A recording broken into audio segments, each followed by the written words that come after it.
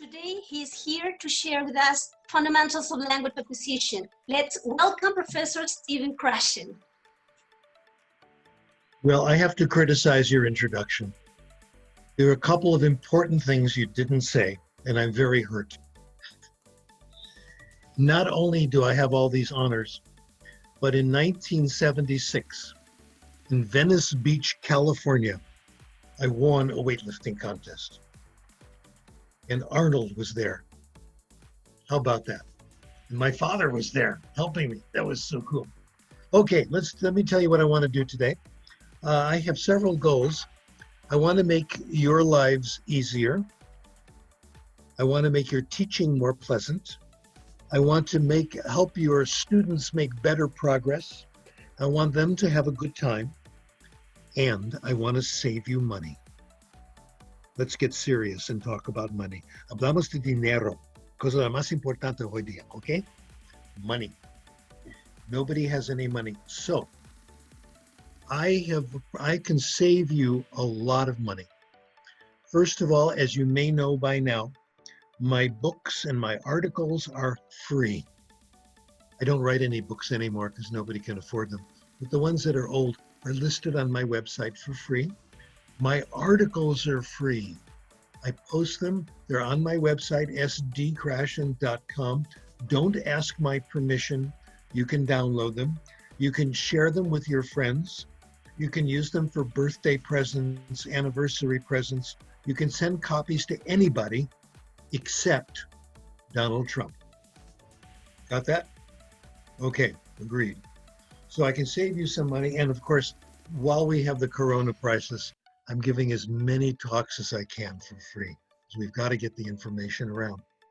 Okay, here's what I'm going to do. The usual theory, then application. The theory, the first part of the theory I want to share with you, excuse me, the first part of the theory I want to share with you is some definitions, acquisition and learning. We have two different ways of getting better in another language. You can learn language, you can acquire language, and they're very, very different. Acquisition, we sometimes call the natural way. And a synonym for acquisition is picking up a language. I was in France for 2 weeks and I picked up some French. It really means you acquired it. Here's the interesting thing about acquisition. It's subconscious. While you're acquiring, you don't know you're acquiring. You think you're doing something else. You think you're having a conversation, reading a book. Of course you are, but at the same time, you might be acquiring. Also, when you're finished acquiring, you're not always aware that anything has happened. The knowledge is represented in your brain subconsciously. Acquisition gives you a feeling for correctness. You don't always know the rule. This has happened to you, has happened to me. When someone in your class, in your English class, makes a mistake in English, can you always tell exactly what rule was broken? Please shake your head no. Okay. Say no. Okay. If this is normal, we can't always tell. My students make mistakes, and I have a feeling something was wrong, but I can't quite put my finger on it. Are you familiar with this? That's acquisition. That's what we're talking about. The ability to subconsciously pick up language. Very interesting. Everybody can do it. We're all very, very good at it. The brain acquires very, very well. It's what we're born to do. It's what we're supposed to do. The other process is learning. Learning is conscious. Learning is knowing about language, knowing the rules. A noun is the place of a person, place, thing. The subject and the verb are supposed to agree. Spelling rules, all these things. This is consciously learned knowledge. The brain is not very good at this. The brain can only consciously learn a little bit of language, not much. And as every one of you know, this is what we do in classes. We do conscious learning, which is what error correction helps learning. You make a mistake, someone corrects you, you change your idea of what the rule is. Say, oh, it's not done that way, it's done that way, okay? So it's supposed to help you get the rule. The second hypothesis I want to share with you is what kept me very busy in the years from about 1978 to most of the next 10 years, called the natural order hypothesis. This was so exciting. We got a lot of good work done. The hypothesis is this: we acquire language in a predictable order. It's true of first language, second language, children, and adults. The order for first and second language is not identical. It's a little bit different, but they're quite similar. I'll give you some examples. For example, the ing marker, it's two ways ambiguous. John is playing the violin. What's that noise in the next room? Something that's going on now. Or it could be the near future. What are we doing tomorrow? Oh, I'm playing the violin in the symphony. Okay, so those things. That one's early. Late acquired is our best friend, the third person singular. Now, the third person singular is very easy. If someone, you would think, if someone could tie their shoes, they could learn this rule. Third person singular, put it on the end, the S on the end. What could be easier? But it's late acquired. It could take, in first language, 6 months to a year between the progressive and the third person singular. Knowing the rule doesn't help you. I want to tell you about one of my buddies, one of my friends. I was a beginning professor. I got friendly with the guy who had the office across the hall. His name was Matt Shibatani. Matt Shibatani had been a student of Noam Chomsky. Imagine that.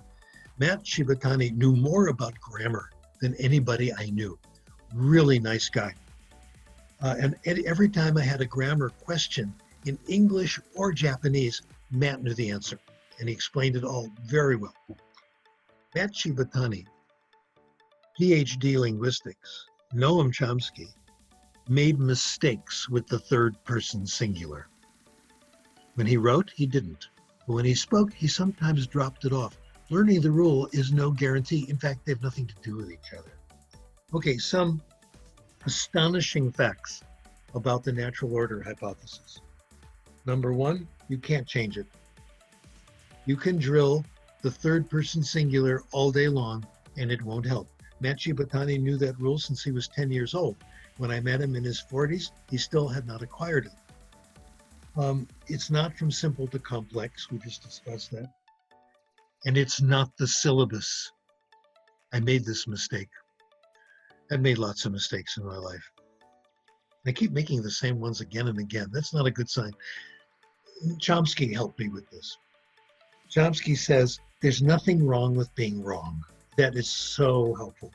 Now, back in 1981, I gave this major speech at the TESOL Association. Huge crowd. There were 12 people in the room, and there were only 10 chairs. So it's standing room only, right? And I thought, I got it all. We've got the natural order, folks. All we have to do, tell the linguists, tell us the order, and we'll teach along the order. We'll teach the third person singular last. We'll teach the progressive first, and life will be easy. I was dead wrong. It is not the syllabus. We don't need a syllabus. The natural order is the result of language acquisition. You can't avoid it. I'll come back to that a little later. It's a big one. The third hypothesis deals with what used to be a major question. I think we've settled it. Does grammar do you any good? What do you do with conscious grammar? These are our studies in the late 1970s, early 1980s, and I'll give you the results, study after study. Oh, by the way, if you look at my book, soon to be a major motion picture, right? Second language acquisition, second language learning. It's now available for free, came out in 1981, and you can download it from my website, sdkrashen.com. Please help yourself. I gave the results of the research. If you want to use conscious grammar, several conditions have to be met, and these conditions are very hard to meet. Just to clarify something, people say Krashen's against grammar. No, I'm not. If you want to teach grammar, fine. There are some uses for it. It's not bad. I would never say, teach grammar, go to jail. No. The generalization is, it's hard. The role of conscious knowledge of language is extremely limited. It's hard to learn. It's hard to use. It's hard to apply the rules. Very difficult. 3 conditions have to be met. And the conditions are very tough. Number 1, you have to know the rule.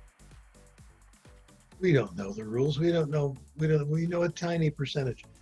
Even Noam Chomsky, still the world's greatest syntactician, will tell you, and he tells us all the time, he doesn't know all the rules. We've only described fragments here and there. If you go to grammarians, people who study Chomsky's work and they write grammar books, they don't know the rules. They know fewer rules than Chomsky. Some of us have colleagues who love grammar, love teaching it. They don't know all the rules. Books don't have all the rules. I used to teach at the University of Southern California, and occasionally I would teach ESL. I like to go over and exchange courses with friends of mine over there. And I would teach the advanced grammar section when I first got into this. I thought I was being very macho doing this. And these students that I had at USC were the best students you would ever see. They're the best grammar students. They were doing graduate work in technical things, chemical engineering, computer science, advanced mathematics. They were not afraid of complexity. They had studied the rules for years. They probably had studied grammar rules for 10, 15 years in school. They didn't know the rules. I would give them the simple rules like past tense. Oh yeah, we know that. If I say contrary to fact, conditional, or even present progressive, 2 ways ambiguous, oh God, yeah, is that true? Oh my. So they didn't know all the rules. The best teachers don't know all the rules. That limits our ability to apply grammar enormously. We know consciously a tiny percentage. That's number 1. Number 2, if you want to apply grammar rules, you got to be thinking about grammar. That's not normal. Normal people don't think about grammar. If my friends, the grammarians, had their way, they would have us, our students, thinking about grammar 24 hours a day, 7 days a week.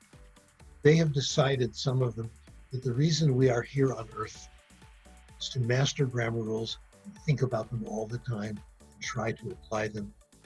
No. So you've got to be focused on form, and that's quite unnatural. To me, it's kind of like patting your head and rubbing your tummy at the same time. You can't really do that. Third, you got to have time.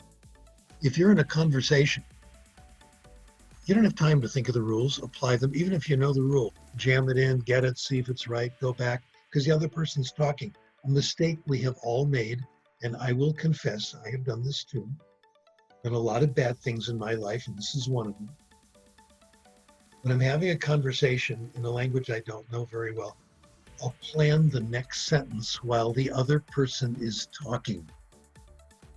Oh boy, that is very dangerous. You plan this great sentence, but the other person's talking about something else. They've changed the subject, so it's a waste of time.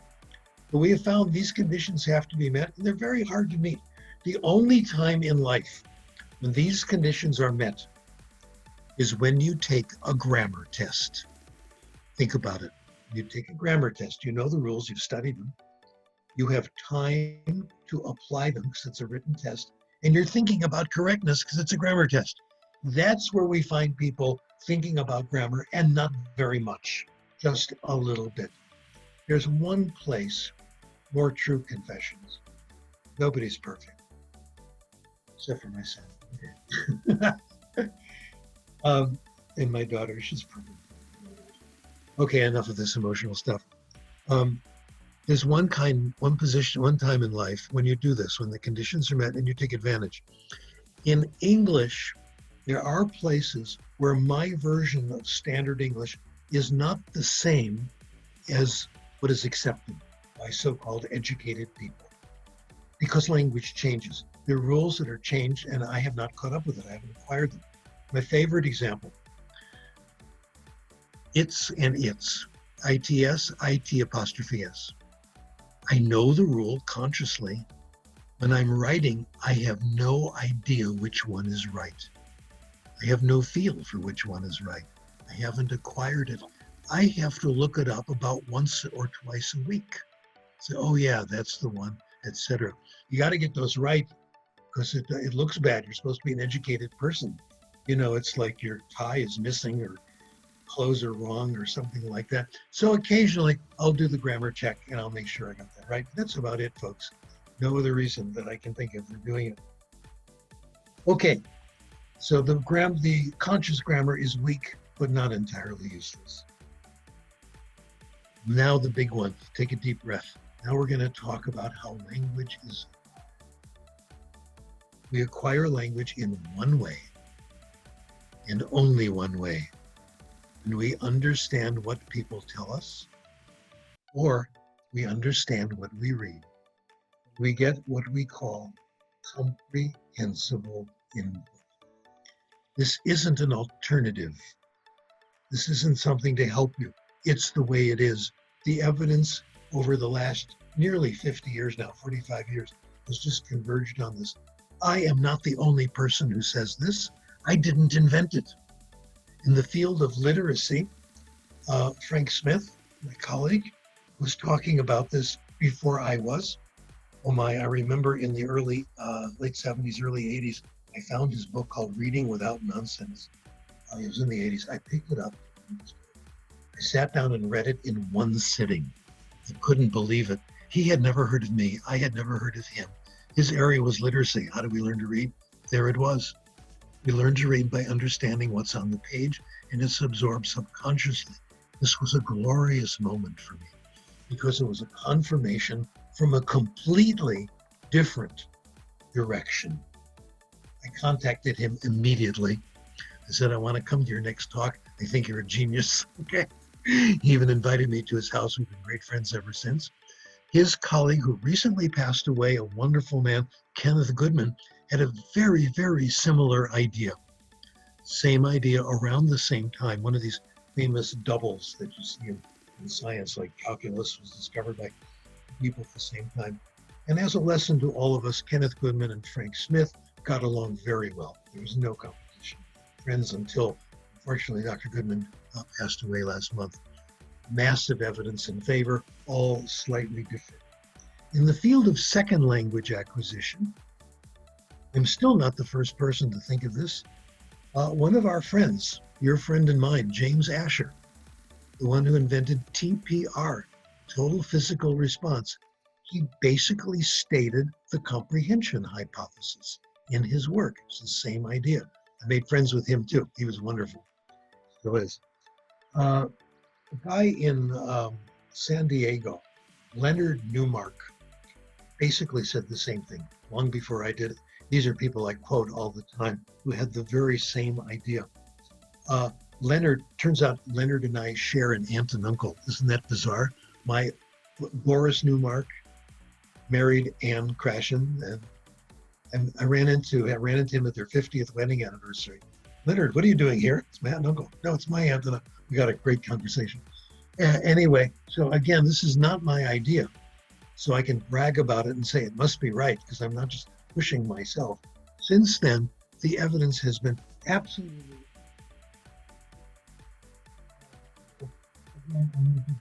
amazing.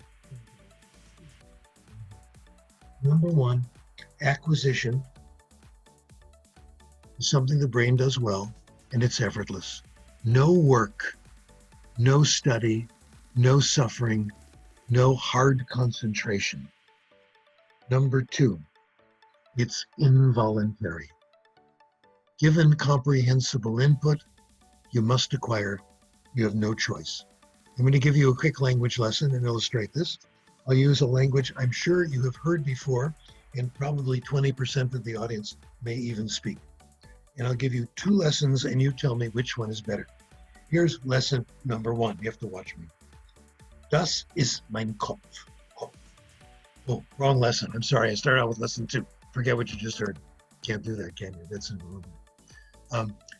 Wir werden jetzt anfangen, Deutsch zu lernen. Und ich möchte im Voraus sagen, dass nach meiner Meinung Deutsch ist eine sehr schöne Sprache und ich hoffe, dass Sie alle sehr viel Erfolg mit Deutsch haben werden.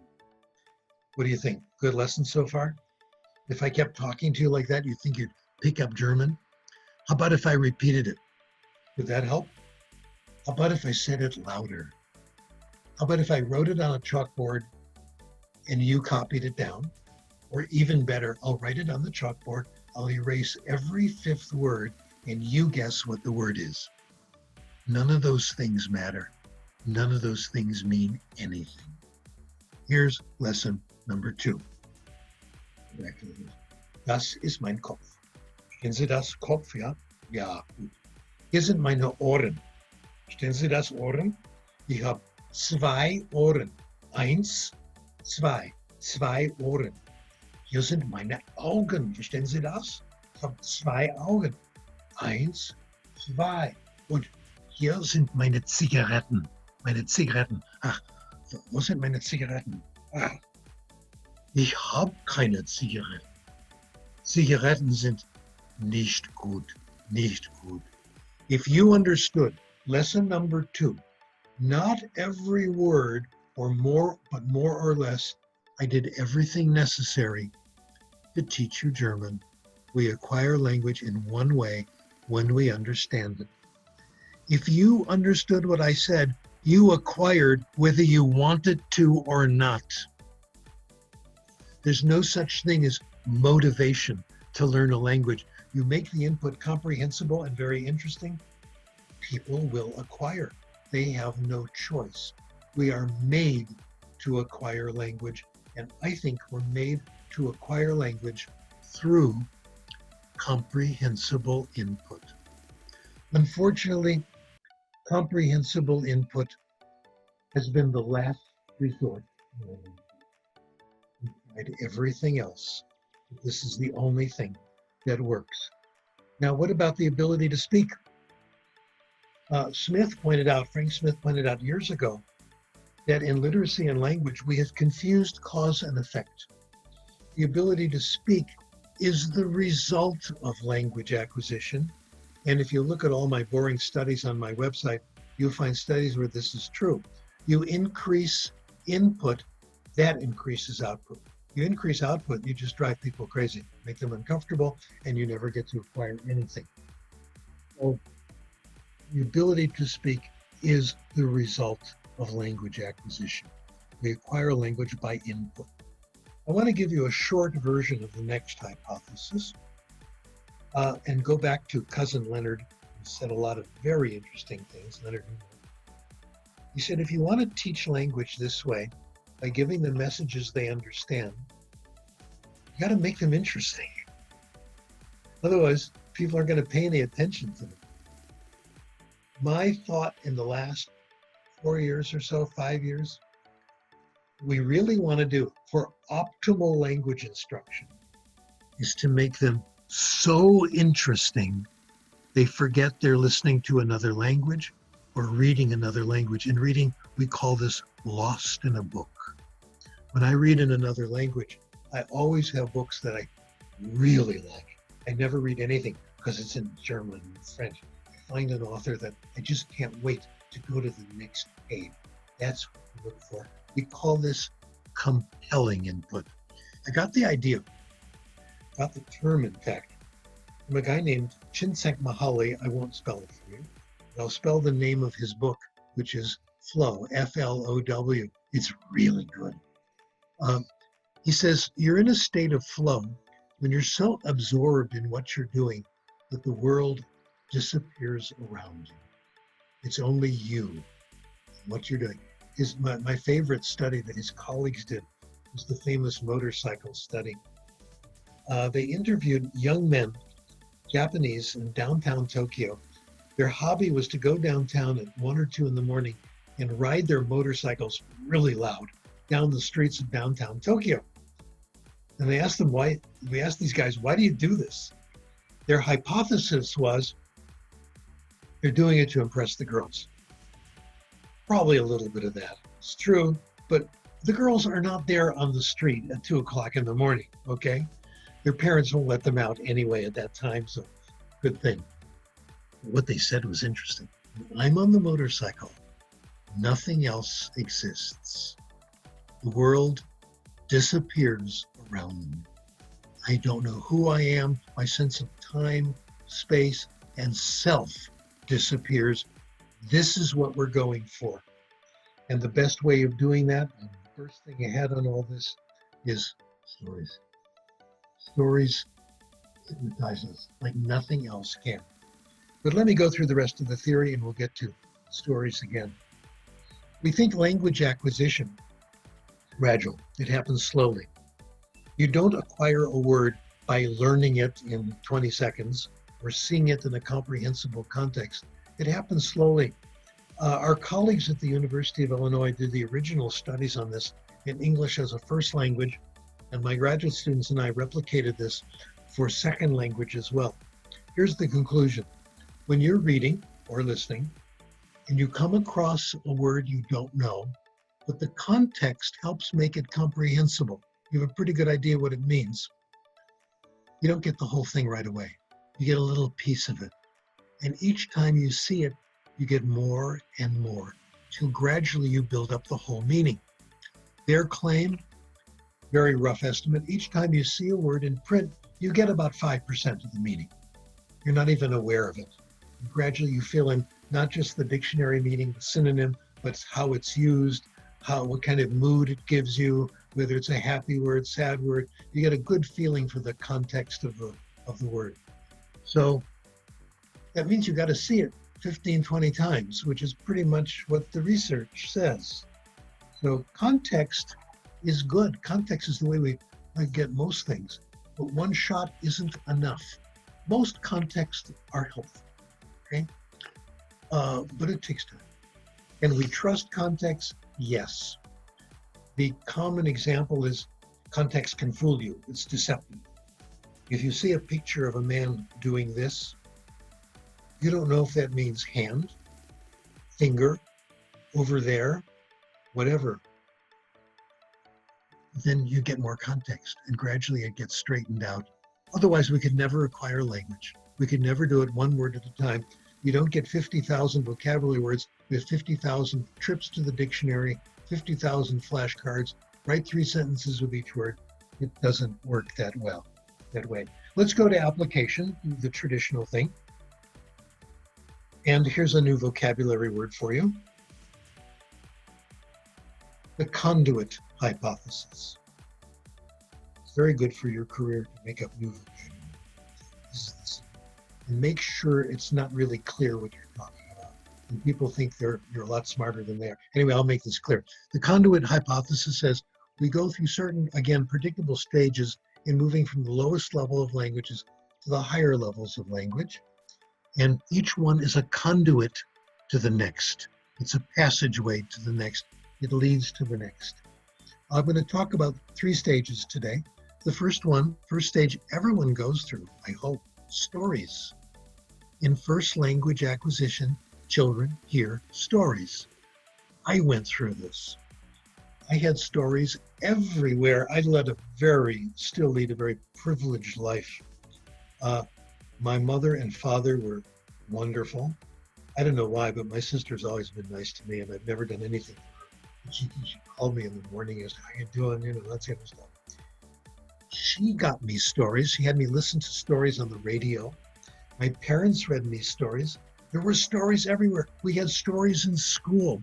What the research says about this in first language, children who hear more stories at school or at home are better in everything at school. They're better in language, they know more, etc. So this is wonderful.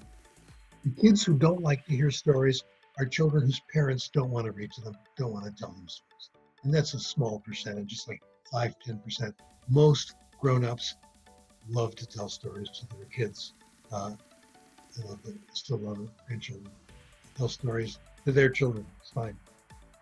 We have adopted this in second language. It's been very popular in several techniques and several methods. The one I like best, and I think is the best one, was developed by my colleague Beniko Mason in Japan. For her beginning language classes, and she's had a lot of experience with English in Japan. is what she calls story listening. Story listening is slightly different from storytelling. So it's a little more friendly toward language acquisition. She doesn't make up the stories herself.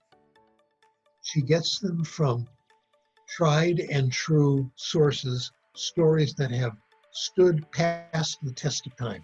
She gets them from fairy tales. She gets them from the Grimm's brothers, stories that we know are going to work, that generations have enjoyed. Before she tells the story, she looks at it and picks out the words that she thinks are going to be problematic. She'll change it around. She has a list, she calls it a prompter, and she's prepared. When a word comes up that she's pretty sure the student doesn't know completely, she'll do one of several ways of making it more comprehensible. Her favorite way, she draws a picture. She's very good at that. On her website, she has how to draw pictures, a little manual and put together, which is helpful for people with no right hemisphere. She'll tell a story. She will explain it. If she knows the first language, she might give a quick translation. The goal is not for the students to master those words. The students don't study them, don't write them down, try to remember them. The goal is to understand the story. And here's the strange, mystical part. You get better vocabulary that way. You get more vocabulary acquisition that way. That is really weird. It's true. Here's the kind of experiment Benico Mason has done with colleagues.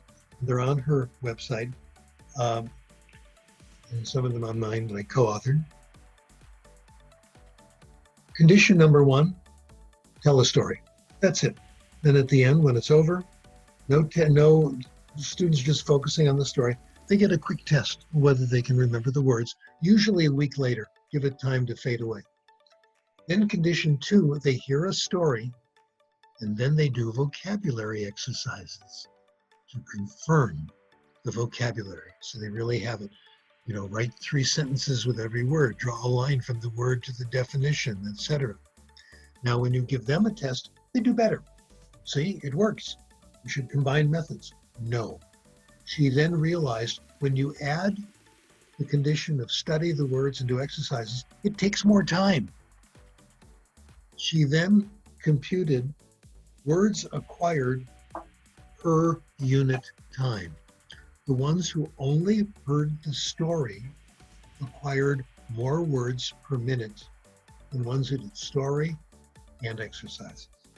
In other words, once you finish a story, you're much better off telling another story. Don't do the boring activities at the end.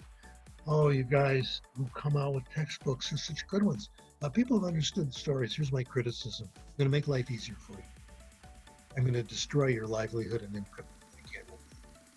If you want to write a collection of short stories for your students, put it all together, fine. Don't put a vocabulary at the back. Don't do vocabulary exercises. Your book will sell better if you do, because people think that works. Put in more stories. That's what we need. Benico has said all you really need if you want to be a good teacher is a storybook. A good storybook you've got it. You can read the story, you can simplify it, add things to it, etc.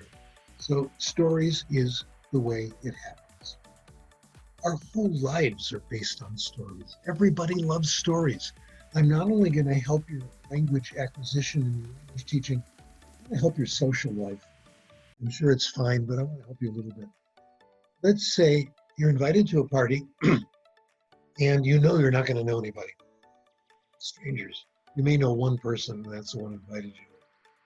Hanging out with other people. How do you start conversations? Very simple.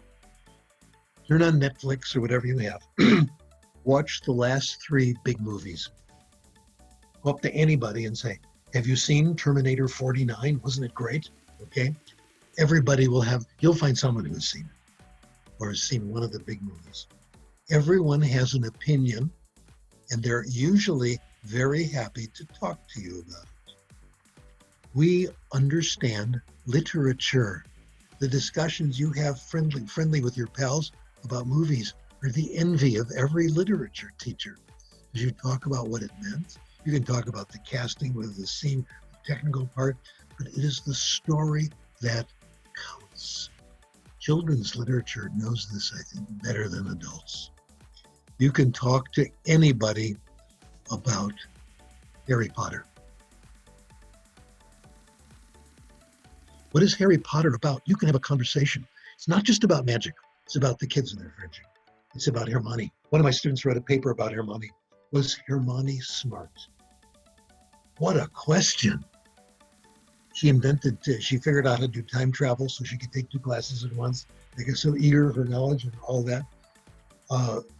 Harry and his best friend and all that, they were the best friends you would ever have. There was a great deal about pedagogy too in Harry Potter. Wow, there were great classes, like potions. What a class. You would make the potions in class and see if they worked. Fantastic, everybody remembered it. The most boring class was History of Magic. Ghost taught it, okay? And he just was rambling on and on. I got to go off on this. I'm sorry, I'm going over time, but this is so important. Great discussion between Harry Potter and the, what's her name? The person who took over Hogwarts, who worked for the Ministry of Magic with this crazy, horrible name. Anyway, what they did is they eliminated Defense Against the Dark Arts. And Harry took over and gave this class, okay, which was you weren't supposed to do. He ran into the headmaster and said, "You can't do this. You can't do this at all. You have to go to class and do this and prepare." And Harry said, "This is all about tests. It's not about real learning. It's not about the real world." She said, "Harry, there is no real world. It's all tests. That's what it is." And that is the attitude of school. What you do in school is prepare for tests that have nothing to do with the real world. Okay? Dolores was her name. Okay, we'll think of it. Okay. Anyway, so stories are the center of everything, and they're the center of the advanced stages. There are 2 advanced stages. The first advanced stage is easy reading.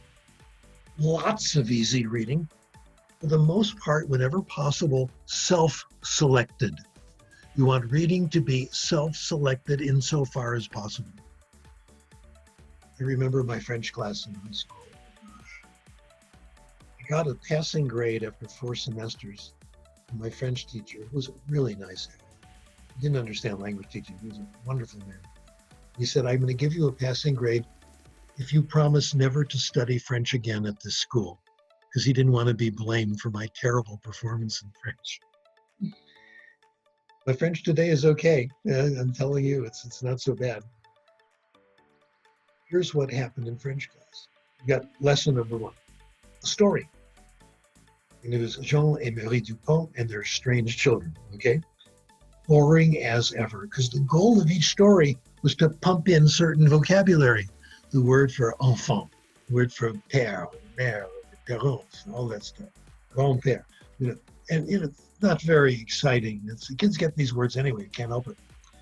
And then that was number 1. It was designed to help you drill the target vocabulary. Go to number 2, harder. You can't just go to 3 or 4. What happened to me with Spanish, I learned something important in this. I decided to start picking up some Spanish, living in Los Angeles.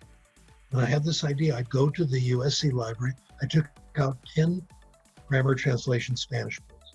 And I read chapter 1 of all of them. You go 1, 2, 3, 4, it gets too hard, too fast. So chapter 1, I read 10 of them. It was the same as boring stories. I started making progress. By the time I got up to chapter 5, 6, I could start talking to people. It was remarkable. This idea of lots of easy stuff, easy, easy, easy. Nico Mason has taught us we have underestimated how much easy input you need. We need much more. First students do easy reading for 2 years, 3 years sometimes. Pedagogical readers, what we call graded readers, she says you need 200-300 of them Problem is they're expensive. I used to order them, $5, okay? 100 of them, that's $500. Oh my God, I don't have the money, neither does anyone here, okay? If you do, I need a loan, by the way. So we're trying to solve this. Nico's trying to solve this, and I'll tell you about this in a moment. But it's got to be a lot of it, and it's got to be so many that you can select. Your teacher can help you select, called guided self-selected reading. You're going to be so jealous when you hear this. In Benico's English program, the library had 5,000 graded English readers. The entire Longman series, the entire Newbery series. So students, with the help of the teacher, could self-select and have the kind of story they wanted. The best evidence I know, the research has confirmed this. Ian Lear, my colleague, has done a study showing self-selected is much better. Teacher-selected, even if the teacher tries their best, etc. The best evidence for this I know is a quote by Garrison Keillor, who's an American humorist, who says, "Because I was a literature major in college, my friends are always giving me great literature as books. So they give me the early works of Emily Dickinson, or the Bronte sisters, unknown plays of Shakespeare. And there are the books sitting on my shelf, all of them great, staring down at me, making me feel guilty because I haven't read a single one of them. A gift book is assigned reading. I dread what's going to happen when someone says, 'How do you like that Hemingway I gave you?' Well, really, I ask my grandchildren, do you like getting books as gifts? No, because then I have to read it. I will not accept recommendations. I will consider recommendations from very few people. In fact, there's only one person where I actually take orders. When he tells me to read a book, he's never been wrong. And he knows me better than I know myself. He knows what I need to read next. It's my son. He makes a recommendation. I read it. That's it. He's always right.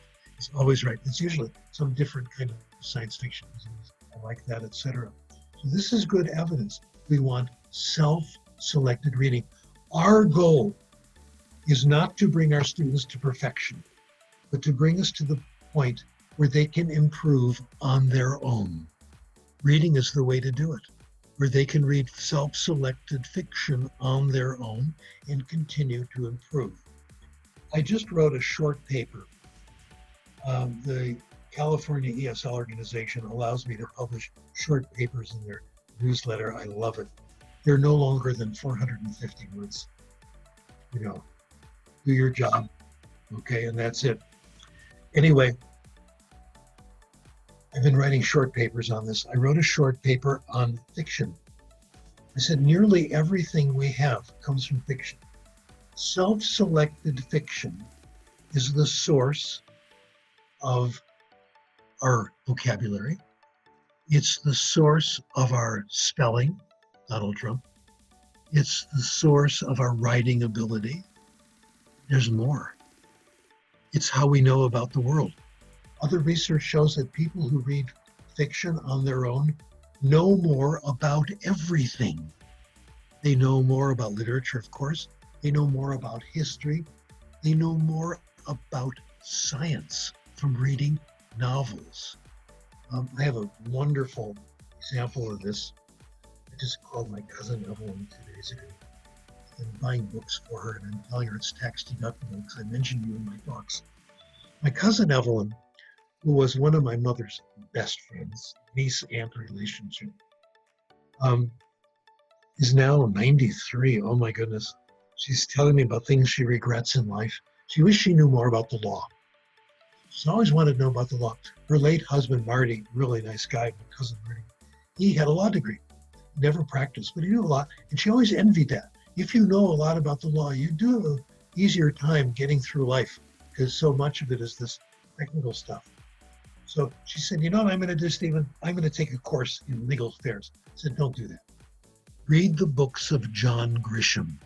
John Grisham writes these sensational law novels. I got into John Grisham because I had to do a lot of driving, still do. And I started listening to John Grisham novels. And I don't care about them. They're so good. These people are such interesting writers. I've been listening to detective novels. I've gone through all the science fiction. So now I'm doing this.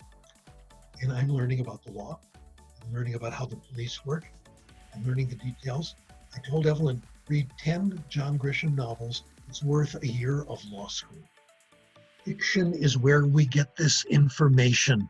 And it's so easy doing things the hard way.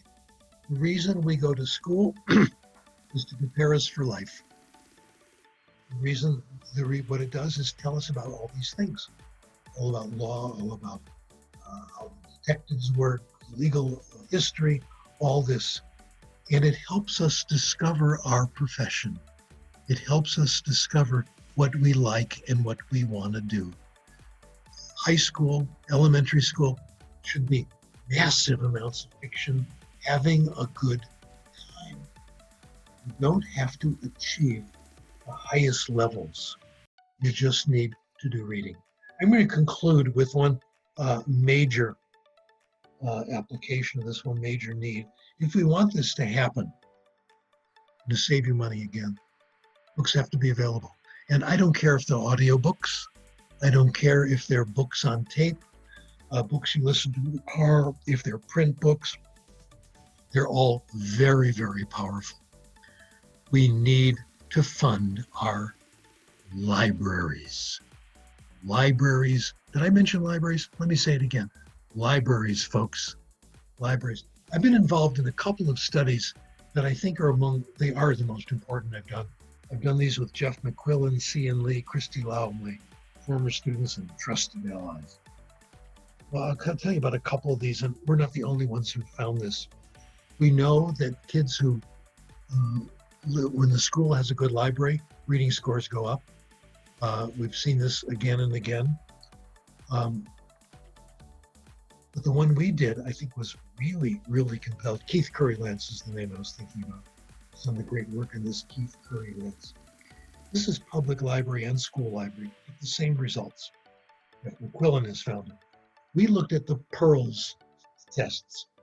You probably know a little bit about PEARLS. PEARLS is a test of reading comprehension given to children all over the world, and they take it when they're 10 years old, around the 4th grade in US terms.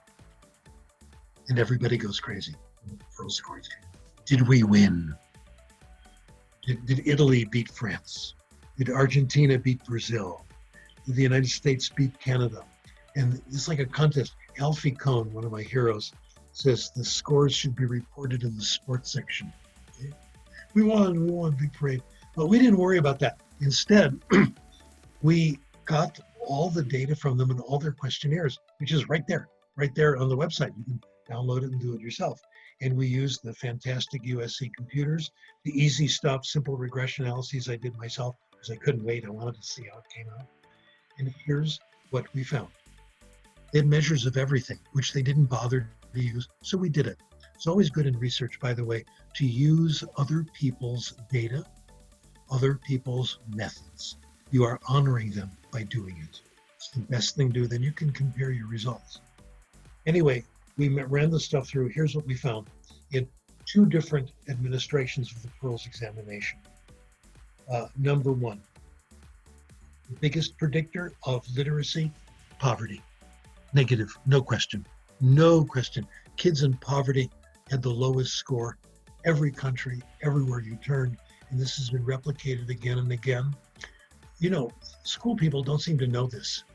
I've been writing letters on this to the local Santa Monica newspaper because they basically defunded the library. I wrote one last night. They're just, they don't even talk about it. They don't know poverty is the issue. Here's the good part. If you're going to pay attention to me, now's the time. A good library makes up for the effect of poverty. It negates it, or at least it makes it much less. Wow. You have called a regression analysis. You have the effect of poverty. You add the library. The effect of poverty sometimes goes away. Sometimes it's just much, much less. Because kids are getting all this education from reading. They need a source of books to read. Just make sure the books are there and they will gravitate, especially if you start with my favorite, comic books. Let me tell you how famous I am, in case you didn't get it, about how modest I am. You are listening to the world's #1 expert on comic book reading. The reason, and I actually had lunch with Stan Lee. Can you imagine? Not because of my status, different story. And he paid. It was right here in the San Fernando Valley, down the street. Anyway, the reason I'm the #1 expert and the #1 for sure is that I'm the only one who does comic book research. Nobody does this. So take a look at my stuff. There's an article on my website if you want to get started off. It says, stay away from junk food. Don't stay away from junk reading. You bring comics into the library. One study called Spider-Man in the library, they put comics in, didn't allow them to circulate. You had to go there. Library circulation skyrocketed.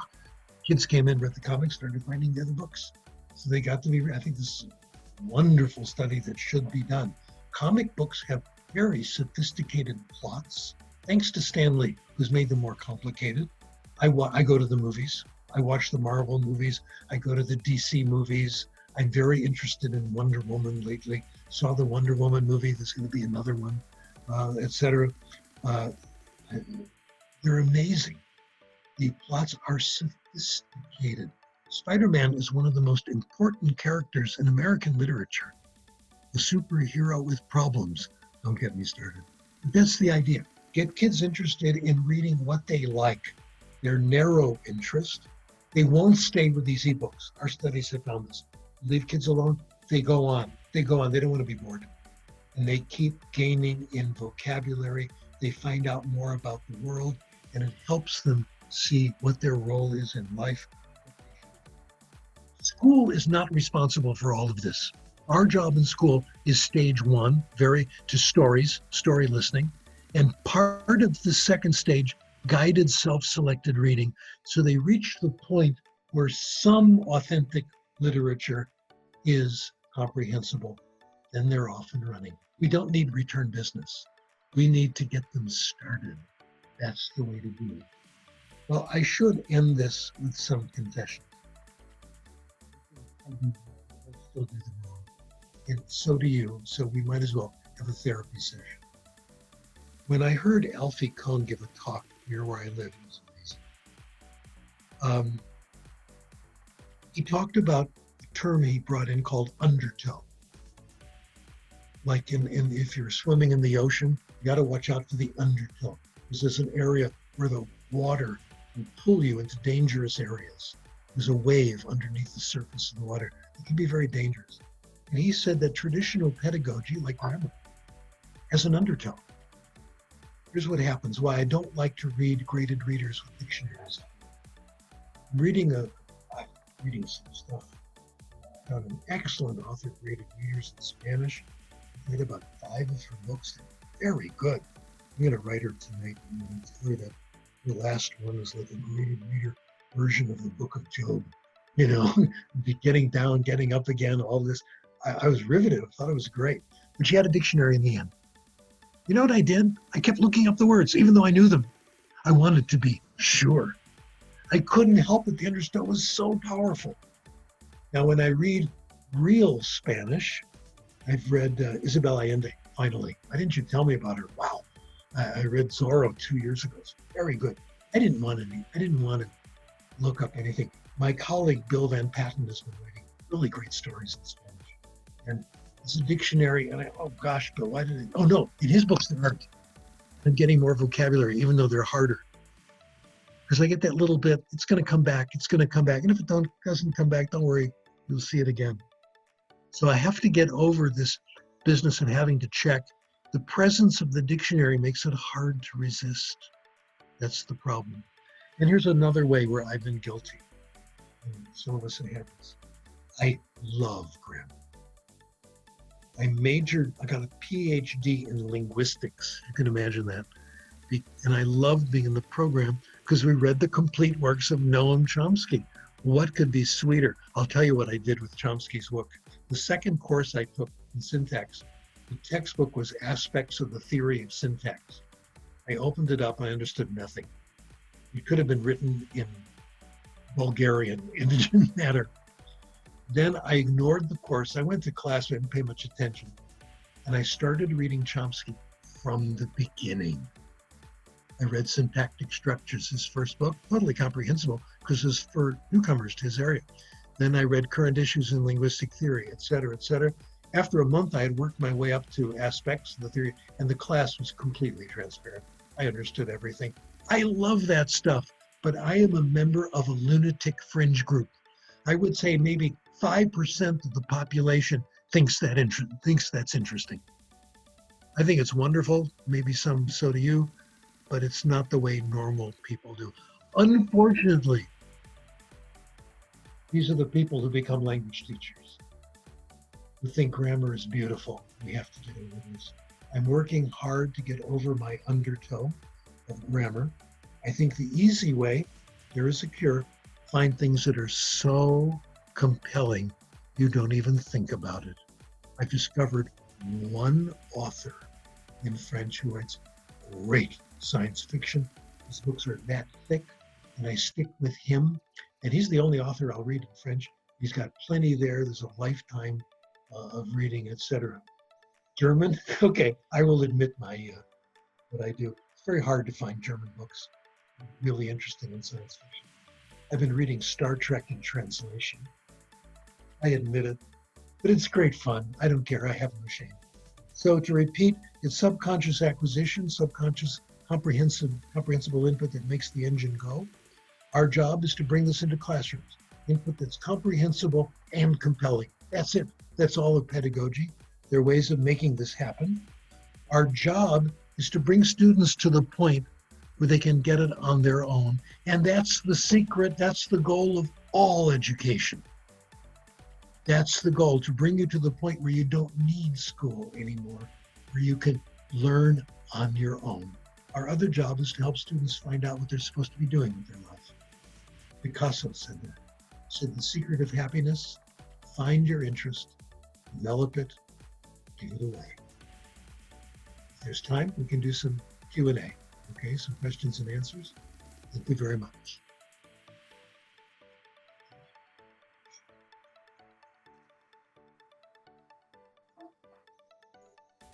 I'm sitting here. Okay, so if you have any questions, you know that you have the chat to ask. Do I have a chat feature? Oh, there it is. You know that it is not possible to unlock the microphones because we have more than 600 people here, so it's going to be a little That's difficult. all? You told me I'd have 650. I want no money back. Okay. That's amazing. Thank you. No, but there are more people attending through Facebook because it's being transmitted by Facebook. So there's 100 people, more people seeing you and following you. Good. Okay. Good. I don't know if you can follow the questions in the chat. They're coming very, very quickly.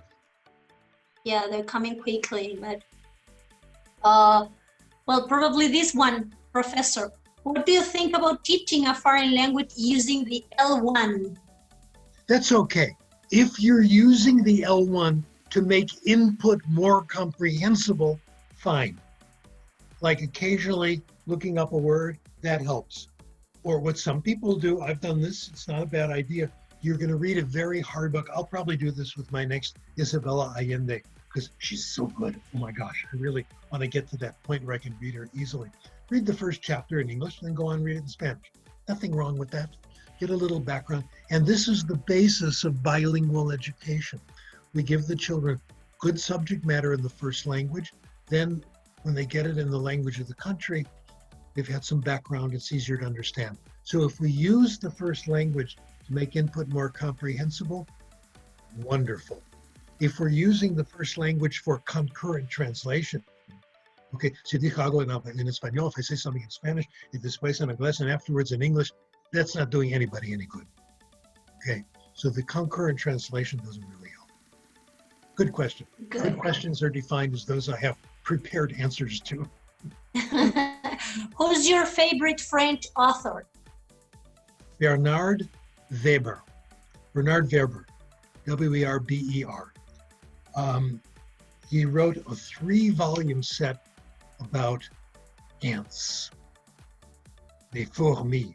And when you read it, you're there with the ant kingdom. It's as if he knows everything about them. He has 3 books about the other side. Say in French, the au-delà. What happens to you after you die? Okay. Les Thanonautes is the name of the first one, like astronaut Thanonaut. He's the one, and they're really long, they're juicy, and they keep me occupied for months. They're just the others, the rest of French science fiction, I've read about 10 different authors, and no one gives me the same thrill. And he has a website, you can see what he does. He puts in these little notes. It's like, here's a this is a section, it's all in French. Here's a section in French, but what kids are doing these days. It's like he's talking about my grandchildren. This is what's happening all over the world. These kids are cocooning. They sit in their rooms, they eat only pizza and sushi, and they watch, YouTube, they watch the dance, they're on the phone, and they never come out. And they're very, very happy. This is what's happening. This is this French author. He just inserts these things every so often. It's absolutely delicious. I love his stuff. I'm not telling you to read him. You'll find your favorite author. And stay narrow. Don't feel guilty about staying narrow and sticking with one author. It's very good to do. Okay, someone asked about pronunciation and accent. Yeah. In fact, correction in general has been a major failure. The research on pronunciation in my reading says it doesn't work. I'm sorry, the correction research says it doesn't work. The meta-analysis says it doesn't work. Correction is an invitation to change your conscious rule. Better to keep talking and not worry too much about it. Now, a little quick theory of accent. The perfect accent is inside you. It's there. Each one of you has the perfect American English, Steve Krashen, California accent. Inside of me, believe it or not, is a perfect Spanish accent. I'm sorry, it's Mexicano. That's why I'm around, okay? But it's there. I don't use it because I feel silly. We have an output filter that prevents us from doing our best accent. You speak the accent of members of your club. That's where accent comes from. It's acquired very quickly. I'd say 100 hours, you've got it.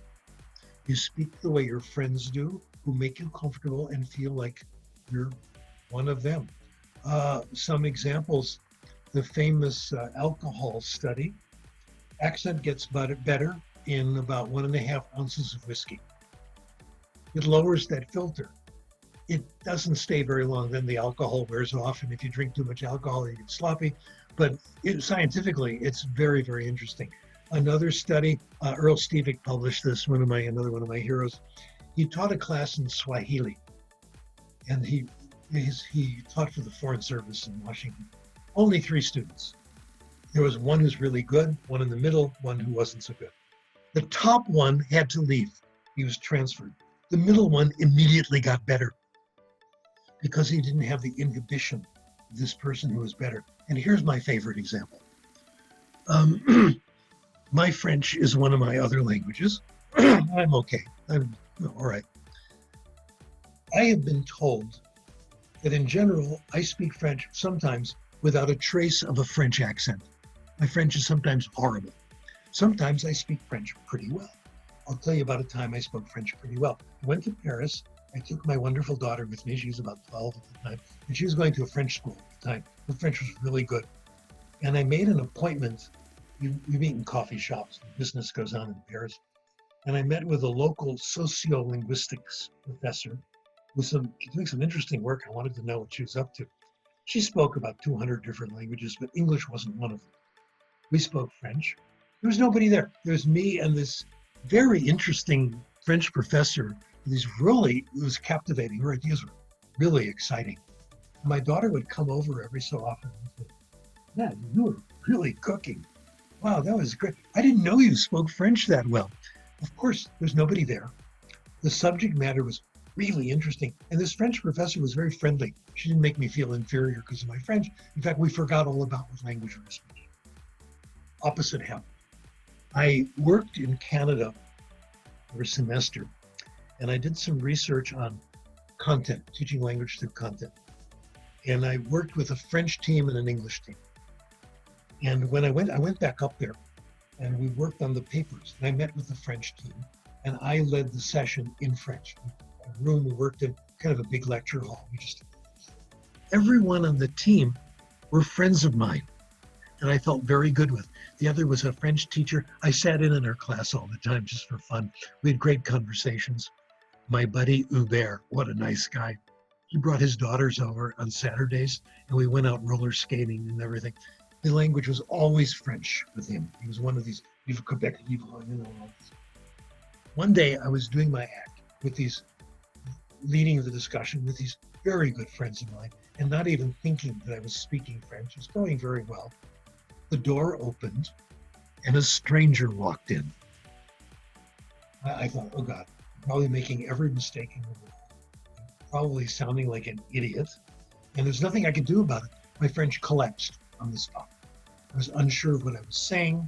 My pronunciation got worse. That's the output filter took over. The only cure, be with people you're comfortable with. Make it very interesting to talk. Peter Ustinov is an interesting case. I've seen him act in French movies, and to me, I'm no judge, but to me, his French sounds absolutely perfect. And he said, when I'm in French movies, I'm great. In normal conversation in French, I have an accent. He says the filter goes up. So this filter is quite real, and we shouldn't let us get the benefit of it. The moral of the story is it doesn't come through pronunciation exercises. There is no research saying this works. The best you can do with pronunciation exercises is learn a word, learn a rule or something.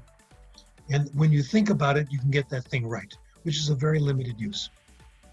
Maybe if the person doesn't understand it, maybe you can use that rule as a temporary help to get you through. But I'd say nearly all of accent is acquired by listening, by feeling comfortable. And you can only perform it when you're feeling pretty good. I think there's a reason for accents. And the reason for accents is that it reflects who we are. We don't want to be who we're not. Let me give you an analogy. Take clothing, for example. I've looked out at the pictures of you guys, and I can tell how a few of you are dressed, and you're all dressed as who you are, and so am I. You're dressed as academics, education people, education professionals, at a professional lecture, and you're just right. What happens if you're slightly overdressed or slightly underdressed? You come to this wearing a jogging suit or pajamas. You can't do that. You feel uncomfortable, or you come with a very fancy coat and tie. And you feel bad because you've identified yourself with the wrong group. Shoes are a good example of this. They're very solid rules. I wear black shoes all the time. I wear black walking shoes because I can get away with this when I give a lecture. People think they're professional because they're black. What if I got a black jogging shoe or walking shoe with a red stripe on the back? Wouldn't work. It would be odd because I'm violating the rules of club membership. What if I could take a pill and develop a perfect French accent, perfect Spanish accent, perfect German accent? No. Our accents reflect who we are. There's very good reason we have these accents. I speak French and German like an English speaker who's educated and is kind of intellectual. And it's okay. That's who I want to be. The best thing, you've had this too. The best thing is when people don't compliment you on your language. Oh, you speak such good Vietnamese, You want them not to even notice. That's the goal. You're comfortable with it. They're comfortable with it. They may not be sure you're a native speaker. They don't care anymore. My friend, polyglot, Steve Kaufman, who is also my language therapist, okay? He tells me these great things. He says, don't worry about making mistakes or your accent. Believe it or not, other people don't care. They're not judging you. Nobody is. They're interested in what you're saying. I had this wonderful experience 2 summers ago with ser and estar. I have not acquired ser and estar. I can tell you the rule. It's quite simple, okay? But when I'm talking, I don't know what's right. I have to stop and remember the rule. I can't do that. I spent last summer a full week in Cuernavaca, Mexico.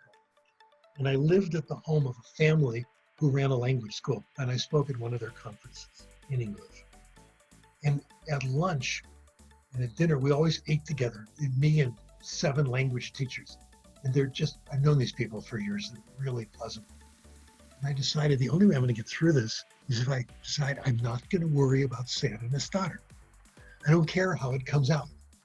I'm just going to, it could be estaba, it could be I just thought, nobody commented. These are professional language teachers. We had the best discussions we have ever had. The whole time was charlar, gossiping, okay? My hero is Alice Roosevelt, the daughter of Teddy Roosevelt, president, who said, if you don't have anything good to say about someone, sit next to me. This is what we did. And I had a wonderful time with them. And that was because of Steve Kaufman's advice. Don't worry about being accurate. Don't worry about getting it right. Nobody cares. And if you do reach perfection, nobody's going to know. You won't get any credit for it. So just enjoy yourself. That's my discussion with accent. Just let it go. And go. Algo más. Professor, I'm very concerned about your going back home. Remember that you have a special situation there. And we could announce that we are arranging a new meeting for English teachers, a second one with a special topic that you are preparing. But this is my only concern, that you have to go back home. Yeah, but going home is no problem, because where I live in my house, we're in no danger from anybody. So there's we suffer all the time with what's going on. We suffer with coronavirus and the violence and all this stuff. And I regret so deeply that Donald Trump is president of the United States. It is my patriotic duty to say that. Teddy Roosevelt said this. We must criticize the president when it's called for, and if it ever was a time, I apologize to the whole world for saying this. Our daughter was the first to say this. I'm so proud of her. She said, he's the Antichrist. And this fits exactly the biblical prophecies. Nevertheless, I'm still doing my work, and I still like giving these webinars, because nobody can afford it. I know that. It's the only way we can make it happen. And there's a topic I would like to talk about. I don't know if it'll take 1 lecture or 2, and it's writing. And what is satisfying, we can also talk about bilingual education as well, for even after that. What is satisfying about writing is that I didn't do the research. I have read other people's research, and report on that. And it has been so useful to me as a scholar and as a human being. It feels good to share it with others. These brilliant people have come up with. One of my heroes in this area is a guy named Peter Elbow. He's in Elbow. And I ran into him at a conference.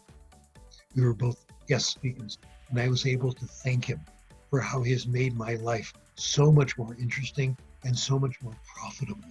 So I love talking about it. Bilingual education is also a very good topic. And this mostly has to do with Spanish in the United States, but it's of universal interest. The certain models are more effective than others, and this confirms comprehensible input and makes life easy. And lately, the last few months, I've gotten much more interested in what we call heritage language development. And this is what happens to the child's primary language as they acquire English. And by the time kids are in secondary school, their English is better. And they can't talk to their abuelos in some cases. They can't talk to their grandparents. So we have a renewed interest. My colleague, a newcomer to Los Angeles, Dusan Ashtari, and I have been doing papers along with other people. We did a very interesting one with my former Chinese teacher. We just sent it off to the journal. Ayun Lu, her little boy speaks wonderful Mandarin, which is quite unusual. She lives in Wisconsin. There's no Mandarin speakers. We got him to make a guest appearance, and we asked how it happened, and we've evolved theories. It is comprehensible input, of course, and it is compelling input that does it. And it's not so obvious. It's easy to go wrong on this. So that's also interesting to me. We don't want this wonderful research to be wasted. The wisdom, that there's several advantages of keeping the primary language and developing it. You're in touch with the wisdom of your grandparents and their family and aunts and uncles. And that's all. We want kids to be biliterate as well, and to have that accessible. It's good for the brain. It's good economically. Think about it. If you, say for the United States, if you try to sell in English, you'll do okay. But if you do it in the customer's, if you want to sell, you can do it in English, I'm sorry. But if you want to buy, well, I got it backwards. If you want to sell, you can do it in English. If you want to buy, it's good to know your customers. This is Joshua Fishman's research. For selling, for balance of trade, knowing your customer's language is very important. So it's good for you. It's good for your personal life to take advantage of the previous generations, the older generation, and it's good for your country's economy. So it's win, win, win. There are no arguments against it. So I'm happy to talk about those topics, writing and bilingualism. So you are all invited to attend next presentation by Professor Krashen. Professor, I mean, you are in front of English teachers from Latin America. Yes. We would like to listen a message for us, because I remember that you told me that you were really, really happy to have this opportunity to talk in front of teachers. This is what you wanted to. This is the idea. This is very gratifying. And it's gratifying to get the feedback, to see the questions, etc. Because I really believe that we are reducing suffering this way. If this is, and if it's wrong, okay, then it was a stepping stone to something else. So it feels good. It feels like something I should be doing. But there is money involved, and let me tell you point blank, I want money. Let me tell you how much. Every single one of you, if we cross paths, you owe me a cup of coffee. I prefer espresso, okay? Got that? So there.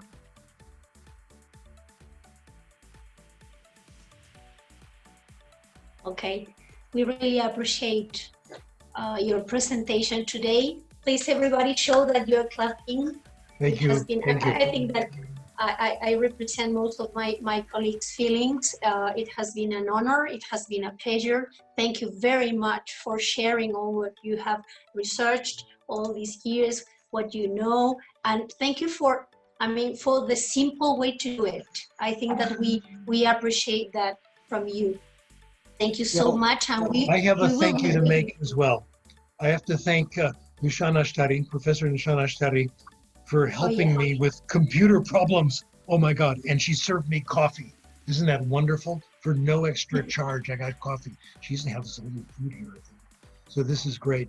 For some reason, it's me versus Zoom, but I am determined that we will continue doing this, okay?